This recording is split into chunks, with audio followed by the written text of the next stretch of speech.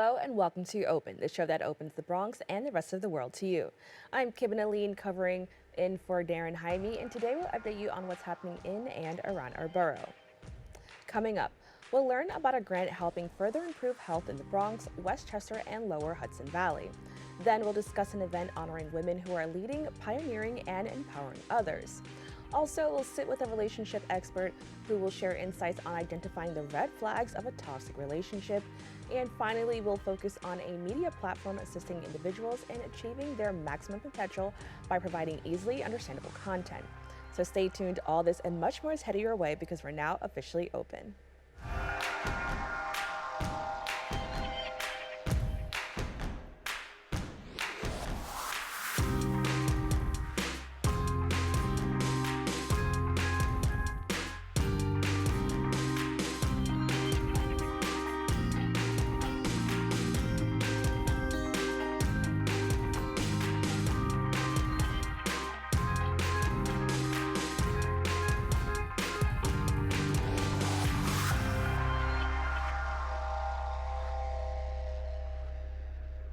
Hello everyone, I'm Kibin, Alleyne, and you are now watching Open, a live program bringing the Bronx and New York City straight to you. Don't forget to stay connected with us via social media at BronxNet TV.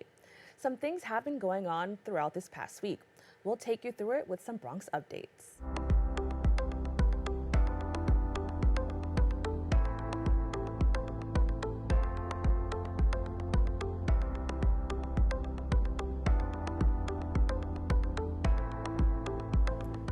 Starting with health news, you might have to think twice before calling an ambulance.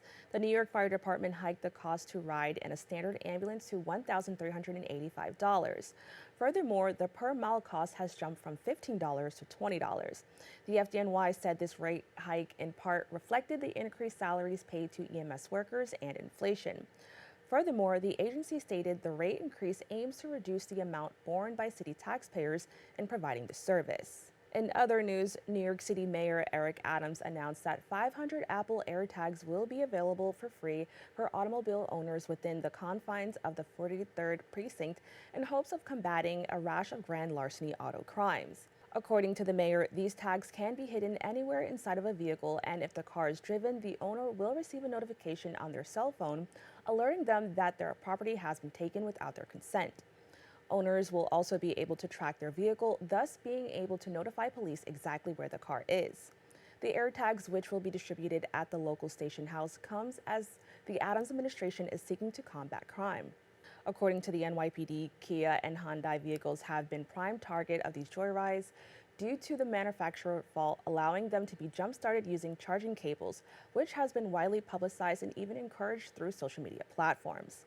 Officials hope that with these AirTags, thieves will be quickly brought to justice or even discouraged to start in the first place. In housing news, Tobacco Kills NY launched a major ad campaign in support of the New York State Governor Kathy Hochul's historic proposal to ban the sale of flavored tobacco products, including menthol cigarettes. Our BronxNet reporter Chanel Thompson has more details. Bronx Borough President Vanessa L. Gibson and advocates from Tobacco Kills New York, including the NAACP, faith leaders, public health groups, gathered today to urge New York State and city lawmakers to end the sale of menthol-flavored tobacco products. This effort is about saving lives and protecting our future generation of leaders. The banning of menthol cigarettes and tobacco products is really a recognition of systemic racism that has exacerbated in communities of color. Big tobacco companies have made money and profited off of tobacco products in our communities, communities of color. We've seen generations literally wiped out because of cancer, including my own father, who died back in 2012 of lung cancer because he was an avid smoker. We've seen the impacts of smoking. We've seen the impacts of menthol cigarettes and what it has done in our communities. It's readily available, its accessibility in our communities, the proliferation among children, being smokers, teenage smokers. We've seen all of the impacts, we've seen all of the data, and we obviously know that this is the way to go.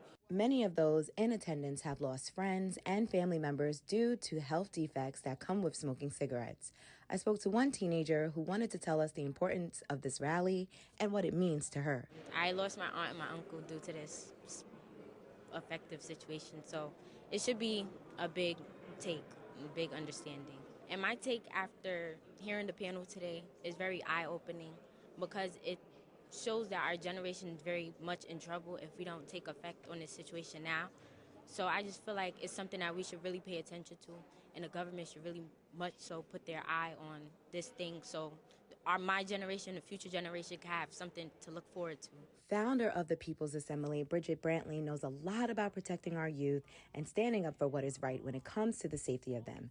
She is an educator, and her mission is always to make a difference in the consciousness of the global community. I feel like when the People's Assembly was started, it made me realize like that the lack of care that's being paid attention to pantries, or the lack of us realizing that it took a pandemic for us to realize that scholars didn't have access to proper internet. But then it was me losing family members to the different types of cancer that smoking brings on, even secondhand smoke, where I had to say, you know what, I got to take a stand. For more information on how you can find out more announcements from Bronx Borough President, you can visit their website at bronxboroughpres.nyc.gov.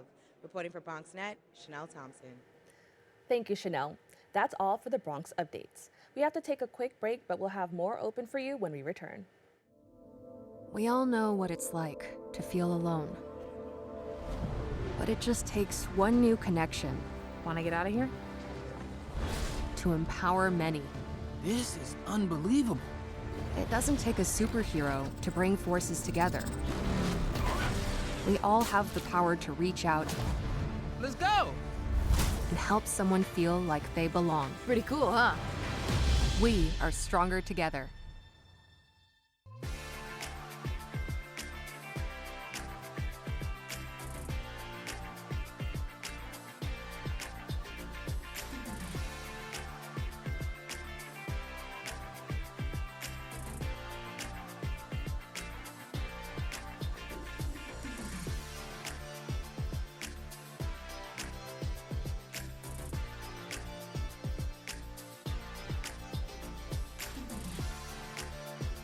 See ya. After a basketball game, a black teenage boy, Brandon, reads his texts in his family group chat. Auntie Flo, congrats on the big win. Mom, that's my baby. Brandon replies, thanks y'all. In a park, his sister Maya texts, where are we celebrating? Dad replies, home. Mom texts, I got dinner going. Auntie Flo replies, ooh, I can't wait. Then receives a FEMA flood watch text alert. She texts the family, anyone see that weather alert? We need a plan to stay safe, especially after last year. Ready has a list of resources at ready.gov/plan. In his workshop, Dad sends a photo of emergency supplies. Looks like we need flashlights and batteries, leaving a store with a shopping bag. Brandon replies, I got us covered. Mom texts, I'll check in with Grandma and Papa. Maya texts, thanks Auntie, feeling good about this plan. I got some batteries and 2 flashlights. So champ. I feel like you get taller every time I see you. Congratulations, Brandon.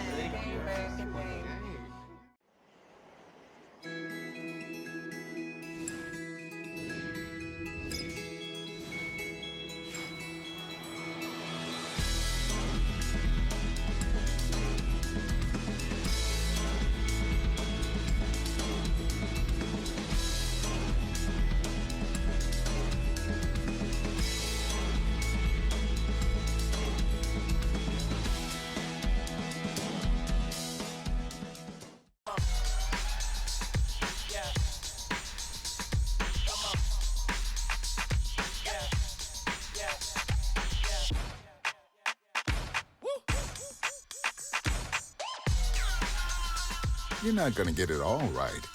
Just make sure you nail the big stuff, like making sure your kids are in the right seat for their age and size. Get it right at nhtsa.gov/the-right-seat. Welcome back. Albert Einstein College of Medicine and Montefiore Health System has recently received a grant ensuring the Institute for Clinical and Translational Research to further its vision to improve health in the Bronx. Daren had a chance to speak with the co-principal investigator of the CTSA grant and associate director of the Institute for Clinical and Translational Research at Albert Einstein College of Medicine, Mimi Kim. Let's check it out. Thank you so much, Daren, for having me and for your interest in our work. We're really excited about the work that this new grant is going to support. Yeah, I mean, $30 million is coming your way. And talk to us about how this grant is going to be played out in the community. Let me give you a little bit of background first about our institute. Our Institute for Clinical and Translational Research was established in 2008. And our vision has always been to improve the health of people in the Bronx and other communities by speeding up how scientific advances lead to new drugs and other ways to treat and prevent disease. And the purpose of the Institute is really to catalyze research and provide resources that investigators need to move research more quickly and efficiently from the lab to the clinic and into the community. Over the past 15 years, we've supported about 1,000 research projects each year. And many of these address diseases that are of particular concern to the Bronx community, such as diabetes, opioid use disorder, HIV, cardiovascular disease, cancer, and asthma. Yeah. And so in this particular grant, what are we going to see happen and where will this grant particularly focus? Well, we have two main areas of focus in this grant. One is advancing translational science, and the other is advancing health equity. So let me first talk about translational science. I mentioned that we want to speed up the rate that scientific findings can be used by healthcare and research teams to improve the health of people in our communities. So translational science, it's a new field that focuses on studying and addressing barriers in doing research. In other words, it's the science of how to do research. Many researchers are often doing animal studies or very early work in cells, and that's called basic research, and it's foundational work. But then you have to translate those findings into other research, like clinical trials, which your viewers have heard about, that lead to new diagnostic, prevention, and treatment strategies.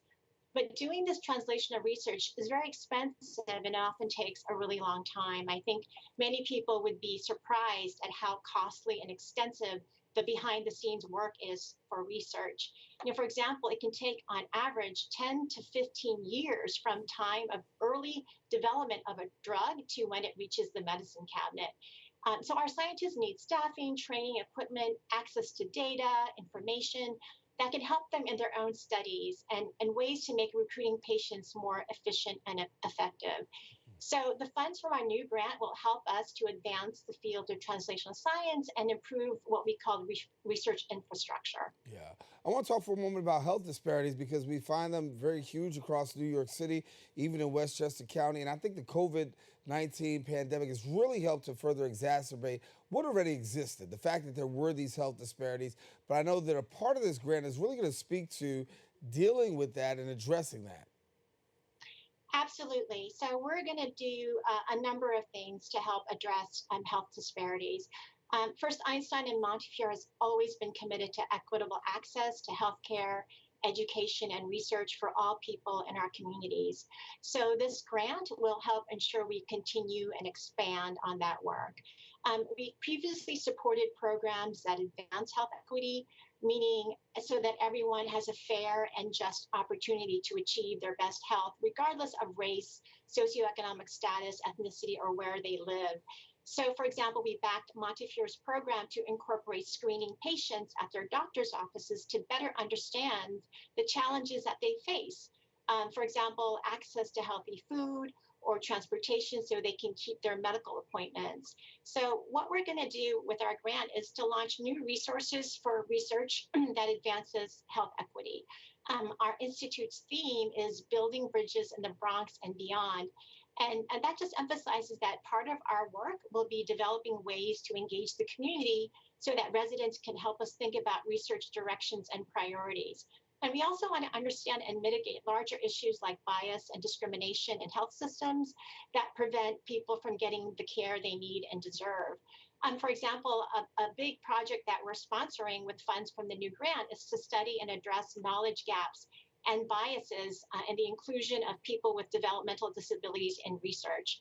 We really want to make sure that there's a diverse group of people in clinical trials so that the results are generalizable to the broad population. And so we'll expand our outreach in the community to make sure we're recruiting a wide range of participants. Yeah, I know you've done work before, particularly in the area of research right here for the borough of the Bronx, dealing with some of the disparities and some of the health inequities that are going on.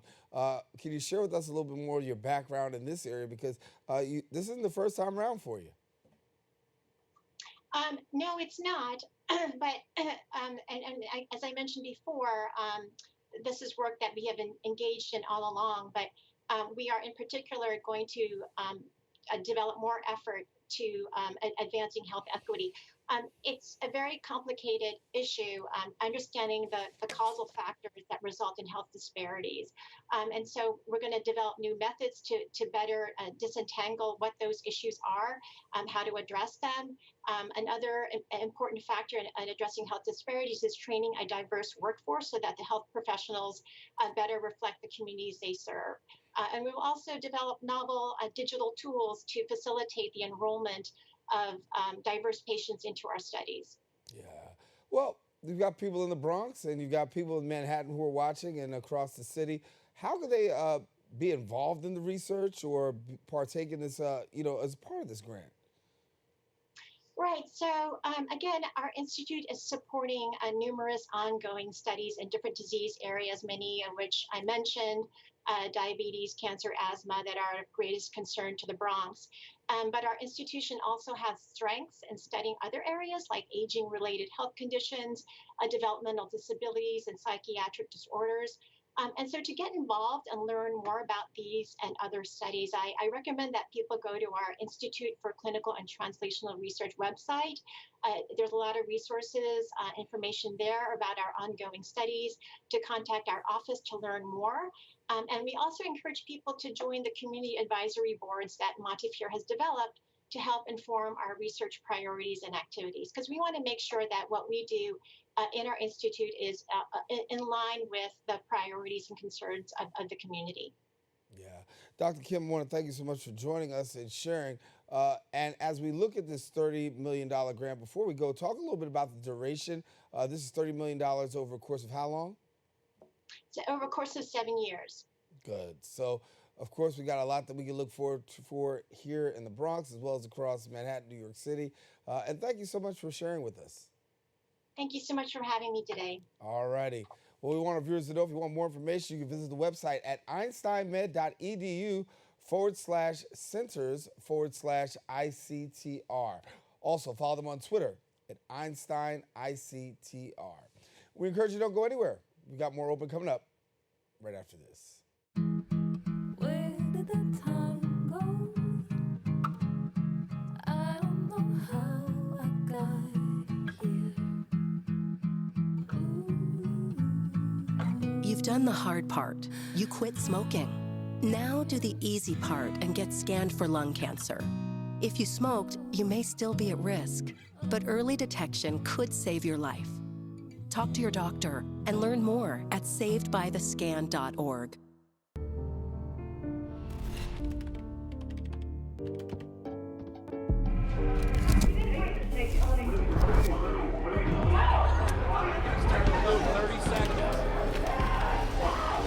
I'm an ex-drug dealer, and I'll be your sub today. Can you see anything different as a pill? No. You don't know? Fentanyl is being mixed into everything now. There's only one thing that will save somebody's life. That is naloxone nasal spray. Fentanyl, it's cheap, it's potent, and it's profitable. Why would drug dealers put a lethal dose of fentanyl in drugs if they know it's so harmful? Really just all about the money. I just didn't realize that one pill could change your whole life. More kids should know.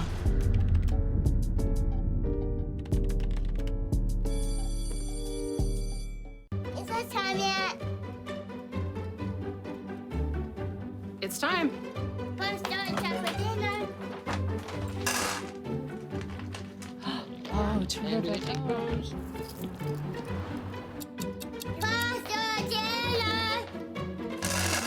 Donating pet food is one of the many ways you can help families in your community. Pets and people belong together. Learn more at petsandpeopletogether.org.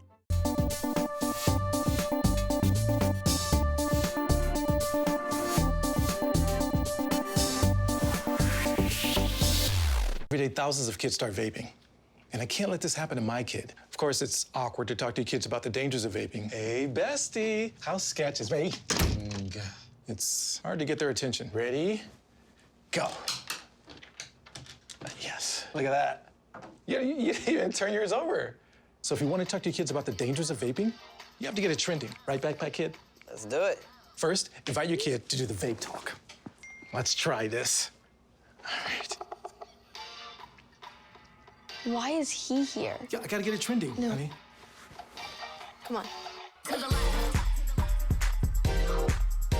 To the right. Let's go.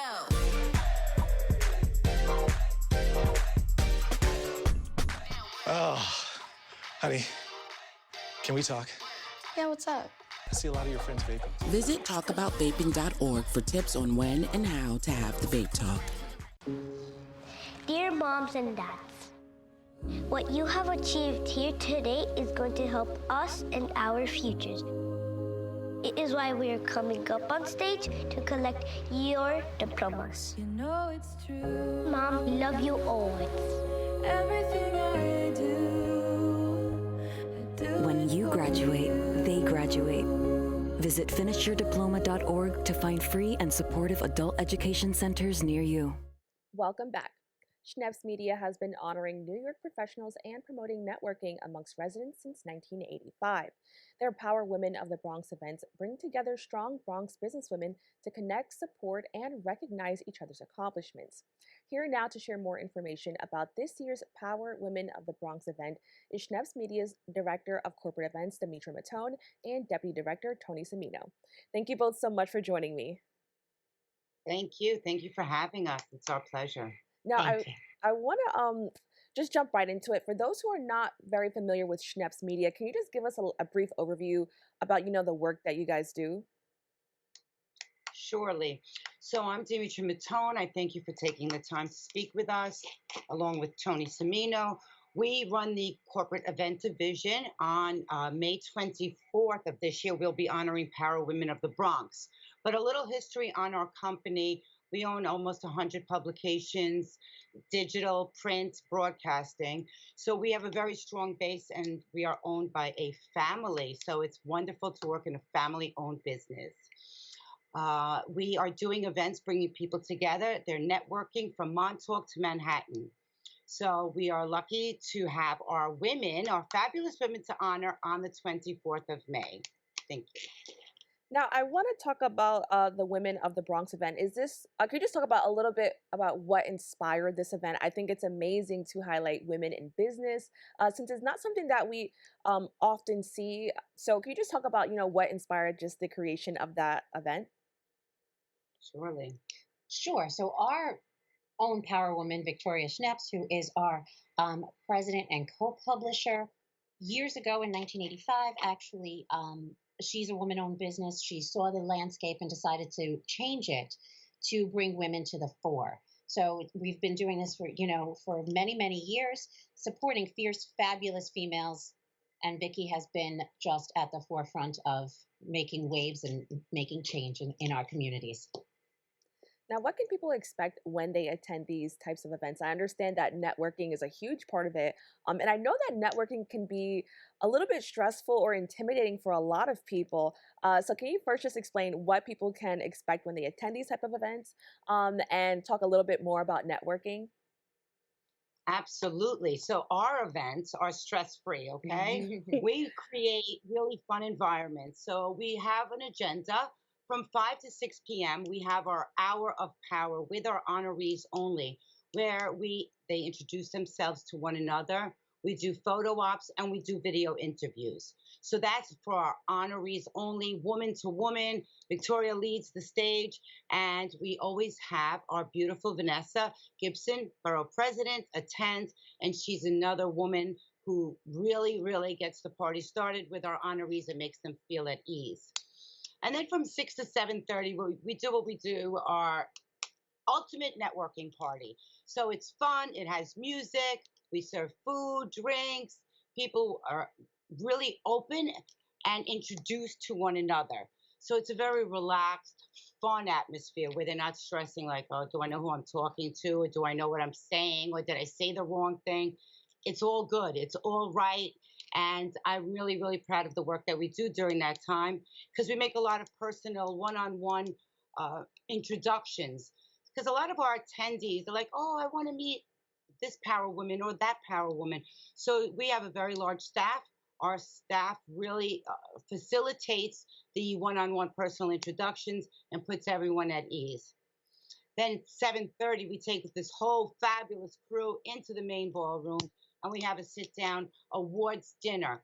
So during that dinner, we have a 50-foot red carpet. We call our honorees up one at a time.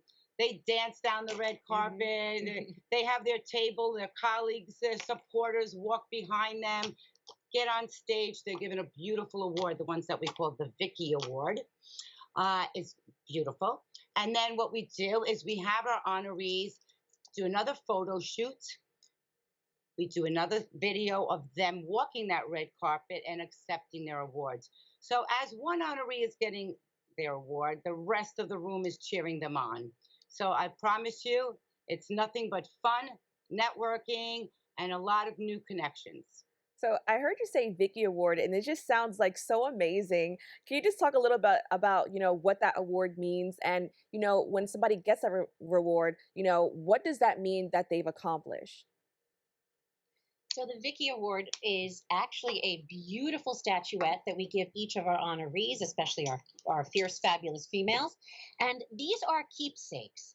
They are proudly displayed across all of our honorees' desks, offices, homes. Can we see? In fact, we have one honoree who has it proudly displayed at her home on her mantelpiece. And her mom is super, super proud of everything she's done. And yes, it does speak to the accomplishments. It speaks to the fact that our honorees have been change makers, not only in their business lives and their business environment, but in their communities. So it is a source of pride. It is something that everyone displays, and we are delighted to hand out these awards at our events. That's amazing. I'm just so happy to hear that there's stuff like that going on, for people who, try to make a difference in the community, or for women who are, doing big things, in the Bronx. So I think that's so amazing that you guys are doing this work.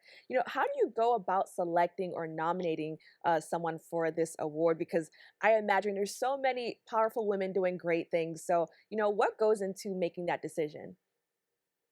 So what we do in the Bronx, we are proud to say that we are the owners of the Bronx Times, the Bronx Times Reporter, Caribbean, and Noticia newspapers. So those newspapers really get involved with the Bronx community. What we do is we ask our readers, our readership, and our newsletter subscribers to please nominate women. So they send us in their nominations, and they write a quick line or two and give us some information about why they should be a power woman. From there, our team vets the honorees, potential honorees. We always call them, reach out to them, and speak to them. And honestly, our sponsors, like our Bronx Women, is being sponsored by Metro Plus Health, Ponce Bank, Montefiore, Jacoby. So we have very, very strong relationships with our sponsors, and they always shed light on who they think will best represent a powerful woman in the Bronx. And then we also honor women who, from all walks of the community, non-for-profit, volunteers, CEOs, C-suite, you name it, we want to have them there because we want to show the diversity and the love the Bronx has to offer. That sounds so amazing. I'm so glad that you were able to share this with me. Can you just let everybody know if they're interested in attending, what are the steps to being a part of this event? So the easiest way is to always send an email. You can always reach us at dmattone@schnepsmedia.com, DMATTONE@SCHNEPS media.com. You can also call us at any point in time, 718-260-4512. Tickets are also available online. We invite everyone to come and enjoy. It is a wonderful evening of connecting and just growing yourself, your business, your brand. And our tagline, right, is when women support women, amazing things happen. Oh, that's so amazing. I'm so glad I was able to hear about that. Now, I quickly want to ask you, what is like the one thing that you're most looking forward to when it comes to this event? Honestly, just meeting some other amazing, fierce, fabulous females, because we as women and as Vicky as a woman in business and in leadership, knowing and supporting each other is bar none. It takes a village, and you need a support system. And that's what we're here to do, is to grow our own support system and support others. If you go to schnepsmedia.com, you'll see under events, all the events that we're going to have to celebrate people in 2023. So we have a full lineup from Montauk to Manhattan. We just started our Palm Beach. We also have Philadelphia. So no matter where you are, you can reach out. Look at our website, schnepsmedia.com. It will give you dates, times. You can always email us, call us. This event is May 24th. It's going to be at Maestro's in the Bronx from 6 to 9 p.m. We welcome all women to come. Men too, they could come too, okay? We love our girls there. So we welcome you all, and we thank BronxNet for always being part of our family. Well, thank you both so much for joining us and having this discussion. I truly appreciate it. Thank you. Have a beautiful day. See you on the 24th. And as mentioned, for more information, you can visit the website schnepsmedia.com/events/Power Women of the Bronx and follow them on Instagram at Schneps Media. Don't go anywhere. We'll be back with more Open right after this.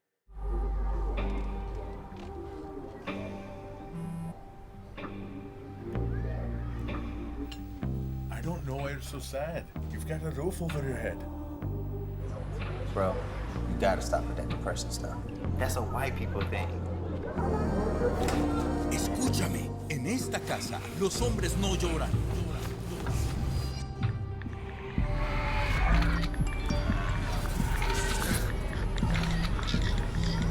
You all right? It just feels like it's coming from everywhere. Do you want to talk about it? Thanks for hearing me out, bro. Appreciate it. You can talk to me if you're feeling sad. Whenever you need to talk, I'm here, okay?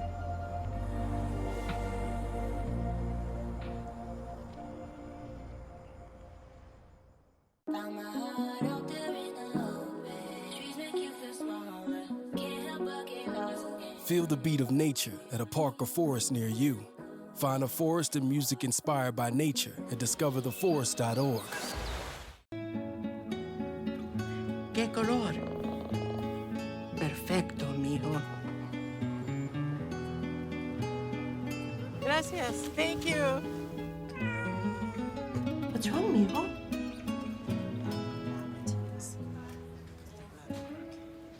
Donating to a pet's medical care is one of the many ways you can help families in your community. Pets and people belong together. Learn more at petsandpeopletogether.org. You can talk to me if you're feeling sad. Thanks for hearing me out, bro. Whenever you need to talk, I'm here, okay? How do you know when you've made the right decision? It's the feeling you get in your gut. The one that tells you what's right or wrong. It's the one that says, sure, I can have a drink. Or the feeling that says, okay, I've been drinking. Now what? It's the voice inside you that says, I'm buzzed. Better leave the car when it's time to go. Plan ahead. Catch a sober ride. Buzz driving is drunk driving. Most hiring algorithms would scream me out. Some bosses couldn't see me as a leader. I've run this place for 20 years, but I still need to prove that I'm more than what you see on paper.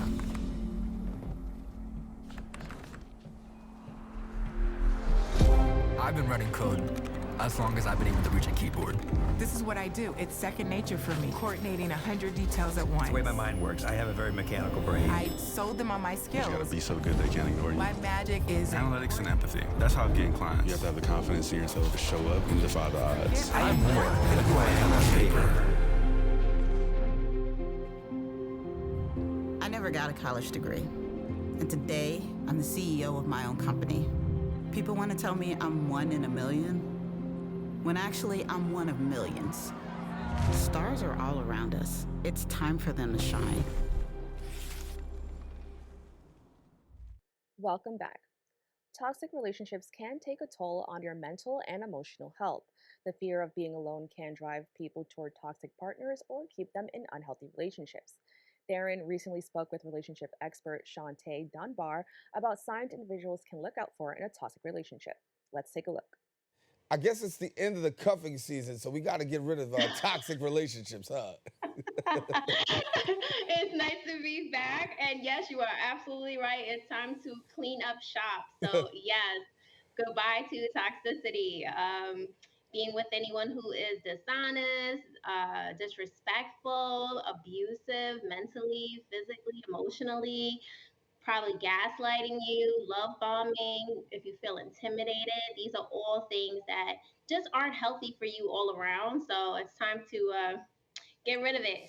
Yeah, you talk about get rid of it, but it's not so easy. And what are some of the reasons that people stay? Because a lot of times you can have somebody and talk and speak into their life and say, listen, you know what, this really isn't for you. But they won't make that move, right? So what are some of the reasons why people are really addicted or stay in a whole lot longer for toxic relationships?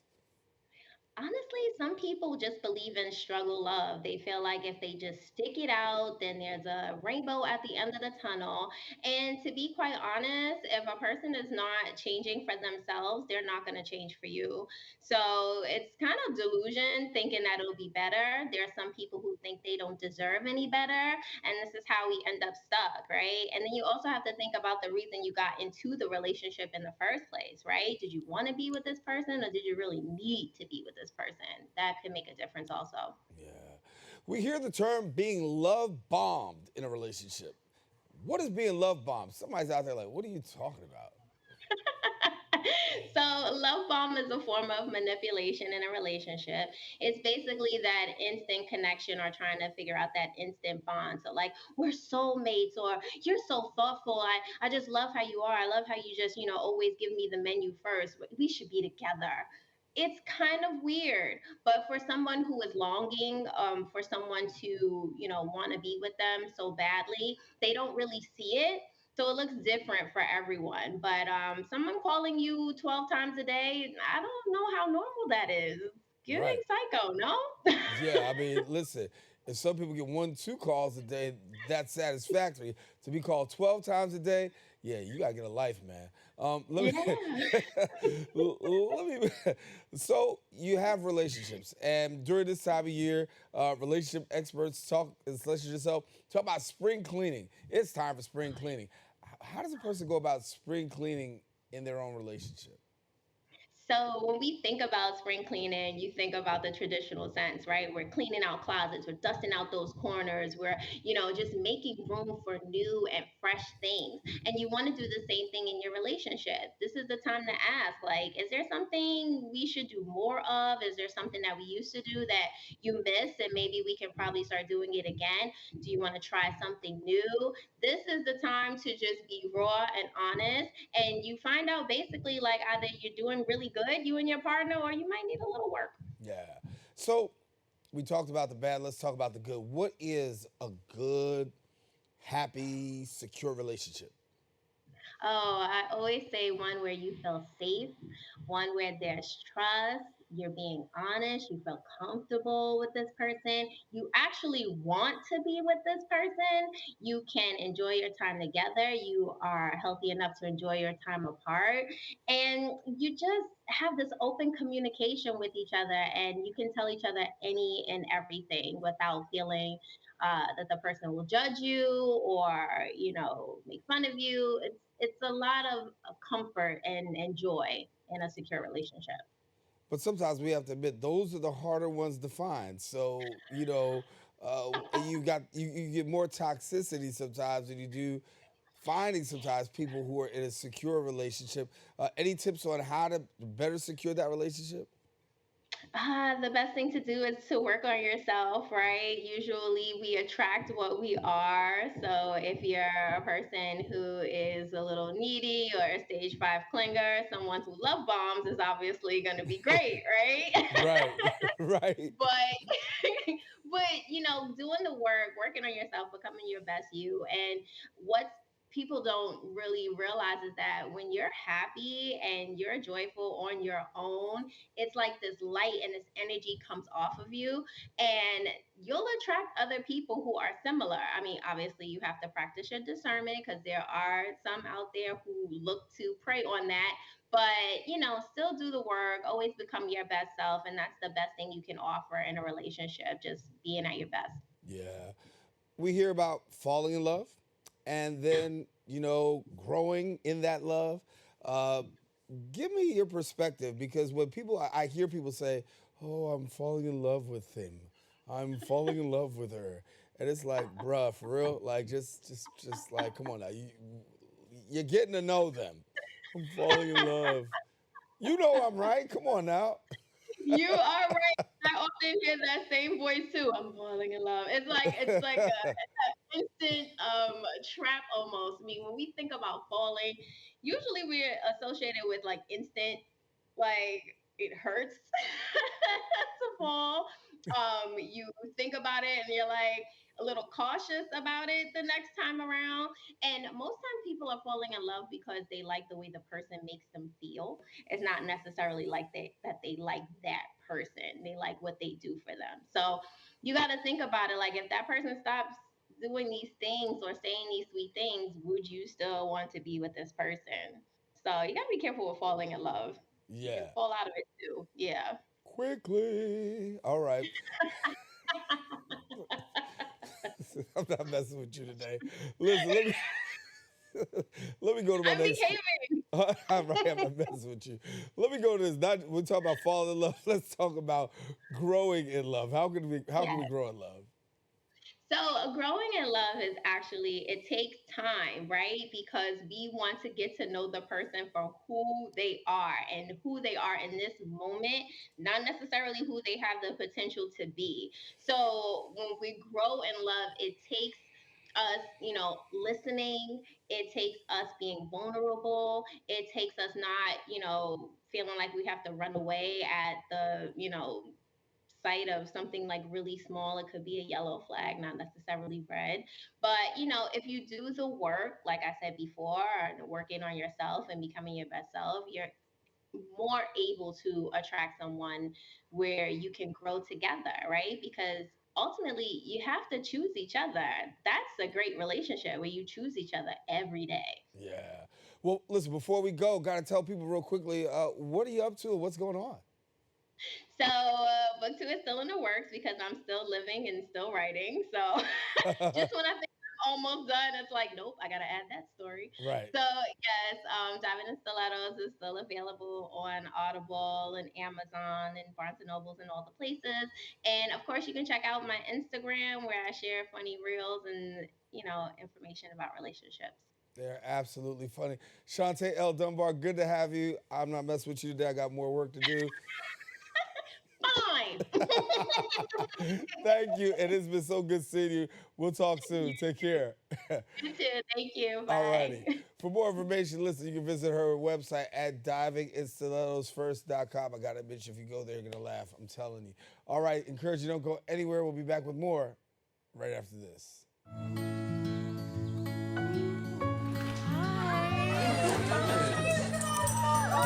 Thank you so much. Fostering a pet for a friend or neighbor can keep families together. Learn more at petsandpeopletogether.org.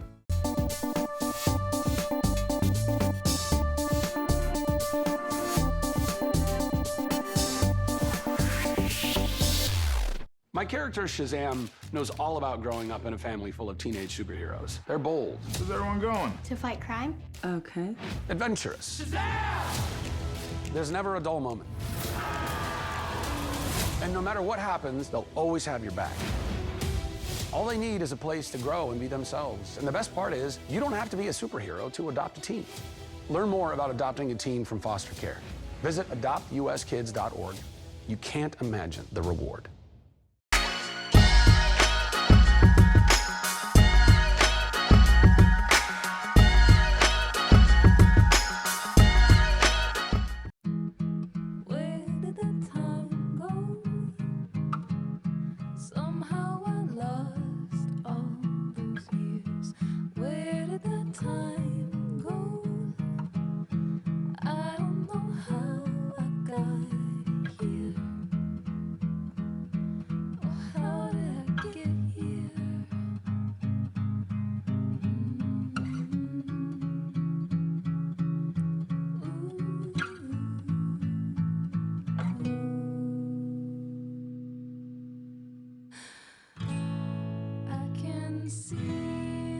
You've done the hard part. You quit smoking. Now do the easy part and get scanned for lung cancer. If you smoked, you may still be at risk, but early detection could save your life. Talk to your doctor and learn more at savedbythescan.org.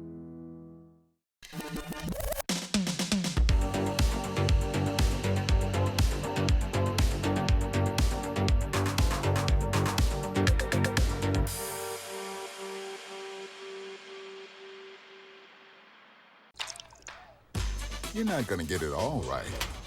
Just make sure you nail the big stuff. Mama! Like making sure your kids are in the right seat for their age and size. Get it right at nhtsa.gov/the right seat.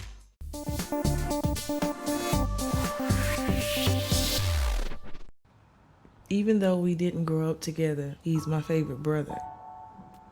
Hey, sis. I'm the baby of the family, and he's the gentle giant. What you know about poor Georgia? Man, please, that's a classic. You know when they say people are a rare breed? Yeah, he's that. Sorry, I'll be back in a few hours. Don't worry, Shug. You know I'm for you. I know. Go get the football. That was my favorite memory. He was always for ya. This is a true story of me, Bridget Floyd, and this guy, George Perry Floyd Jr., my big brother.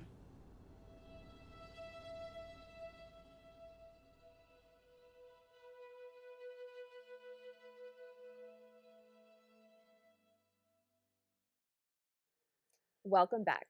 Non-Corporate Girls is a podcast and lifestyle media platform built with your professional and entrepreneurial wellness in mind. NCG is your go-to digital diary filled with digestible content, expert advice, and tangible resources. Joining us now are the co-founders of Non-Corporate Girls LLC, Delaila Catalino and Ayanna Dutton.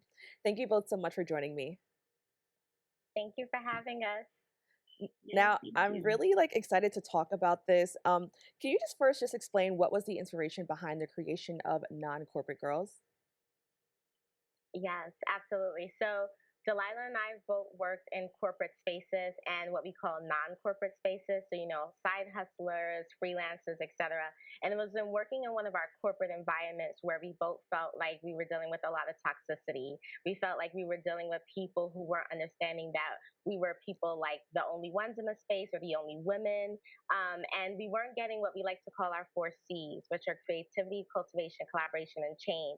And we would vent a lot to each other. And so one day we were venting and we decided that we couldn't be the only people who felt this way. So we wanted to create a community where other people could feel like they had a tribe, they had the support. We like to call each other accountability partners. So we really wanted to build that for our community and help them kind of navigate these spaces, kind of where the 9 to 5 and 5 to 9 meet. Now, I can just imagine it takes a lot of work to kind of make a podcast. I know a lot of people today have one, and everybody has something to say, but I can imagine it takes a lot of work. So what really drew the both of you to kind of take that step and say, hey, let's actually do this because, we may have something really great here?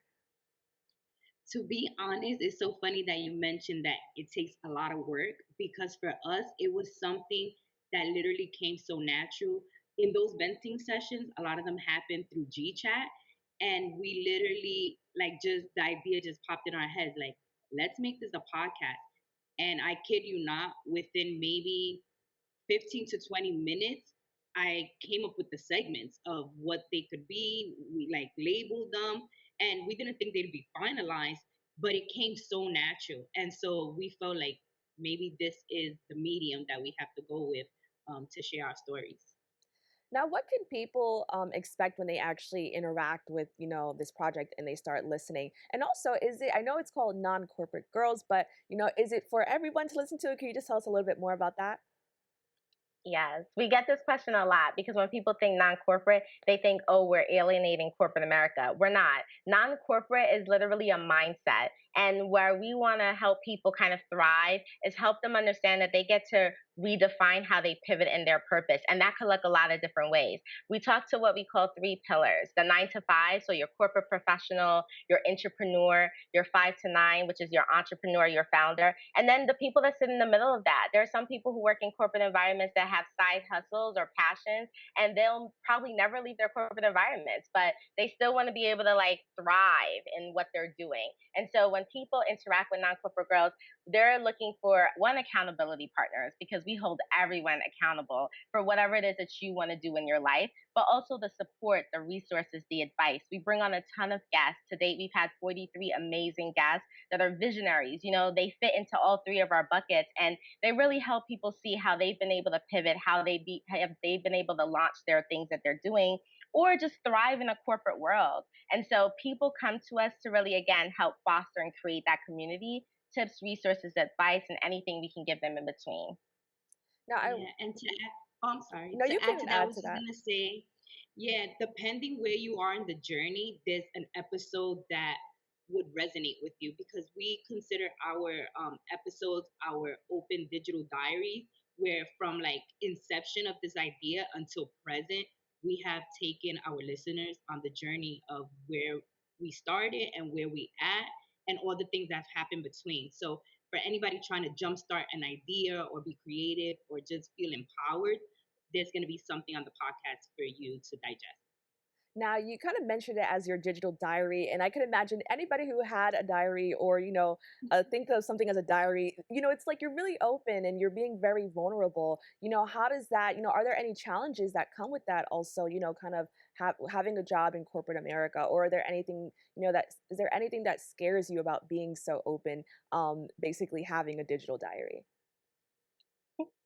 Yeah, I mean, I'm sure we kind of think alike with this, but I think that for us, it was really about finding our voice. You know, we want to continue to show up authentically in everything that we do. And sometimes that looks different in different environments, right? And sometimes you have to help people like enroll into what does that look like for you because everyone's not always there. And so being vulnerable and open is definitely a learning experience for us. I think that when we first started, we probably evolved, right? And it goes with our, like Delaila said, the digital diary, but it goes with us as people. How we evolve as people every day is kind of how we look to the podcast. And so, like Delaila mentioned, we're taking you through our journey, our corporate jobs, our side hustles, building non-corporate girls. We're like putting it all out there for you. And yes, it's scary, but it's also empowering. And we want people to understand that this is the place for them. And so how can we ask people to like be vulnerable and let us into their world so that we can help guide them if we're not going to do the same thing? And Delilah, I wanted to know your opinion on that as well. How does it feel to be just so vulnerable? And I also think it's really interesting that, when it comes to corporate America, everybody thinks it's like very stoic and there's not a lot of feelings involved and people are kind of harsh. So how does it feel to kind of, on the flip side, be more open and be a little bit more emotional or more vulnerable?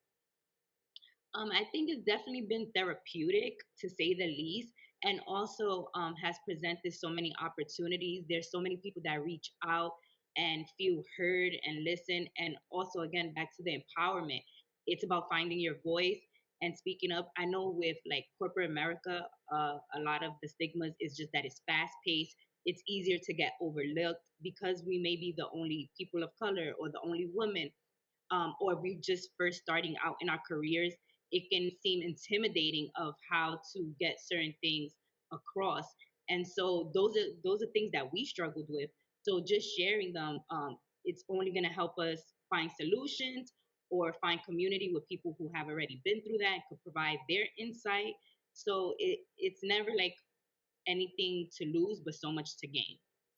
Now, I really want to talk about the fact that you guys are both very successful women. And you guys are like, I saw some of the stuff that you guys do and it was very impressive. And I was kind of like, I kind of wish that was me. But you guys did so many amazing things. But, I really love the fact that there's still more to have, right? And I think for a lot of times, especially for women of color or people from certain communities, once you have a good job it's like, that's it, you've reached it. But, what was the importance of saying, like, you know what, no, there's more to me than just my career, and I could have a side hustle or, do something else with my time? I guess I'll start there. To be honest, part of the ideation of non-corporate girls, or just the entrepreneurial spirit, came from the challenges that were posed toward me when I was trying to get into my field. It was a very rude awakening graduating from college. When I did, the landscape was just really challenging, and so I had to pivot and find creative ways to kind of insert myself, because I was so adamant about that this is what I was going to do. And so over the years, so much has changed in just how we can enter the spaces that we're in. There's so much more accessibility, and so I kind of like ran with that and um, use that to my privilege, to be able to enter these spaces where I felt like previously it could have been very much like, a boys club or who you know. And Ayanna, I wanted to piggyback off of that. Can you just talk a little bit about, in your experience, what it's like to kind of, have this great career, but then say, I actually want to do a little bit more with my time, and I could help others now that I feel like I'm in a good space. Yeah, we talk about this all the time on the pod because, especially in our like age range and just growing up, our whole lives are like wrapped in, or like your life is supposed to be wrapped into your career. It's your identity. And it's like, that's not true. My job does not define me. And what does that look like outside of that? And I think going back to the empowerment and vulnerability piece, it takes a lot for someone to really want to like embrace that and really explore what does that look like outside of your 9 to 5 job. And so for us, and me specifically, I've really wanted to lean into like my passions and my interests and, my impact, and really creating communities at the core of all of that. And for what Delaila said, we were in spaces where we didn't have the support, we didn't find mentorship easy. We didn't have a clear directory on anything. And so we had to navigate all of it ourselves. And so if we can help lift other people up and do the same thing based on what we know and just create the lane for them, it's just really empowering for us. And I think as people, we're constantly evolving anyway. And so I think like the more we evolve, the more this looks different too, right? Like right now, this is where we're at, but we know that there's so much more to do for not just the brand, but for ourselves. And so that's what keeps me motivated to help others. Well, I want to thank you both so much for, joining us and sharing this story. I was really inspired just in the little bit of time that I spoke to you. So thank you so much. Thank you for having us. For more information, you can visit their website at noncorporategirls.com. We've come to the end of our show today. I'd like to thank all of our guests for joining and you, the viewers, for tuning in. If you missed any part of today's show, you can catch the recable cast on Optimum Channel 67 and Verizon Fios Channel 2133, or watch anytime on the web at bronxnet.org. You can catch a brand new episode of Open with Rena Valentine on Friday. This wraps up this episode for us. I'm Kibin, Alleyne, wishing you and yours safety and wellness now and always. See you next time.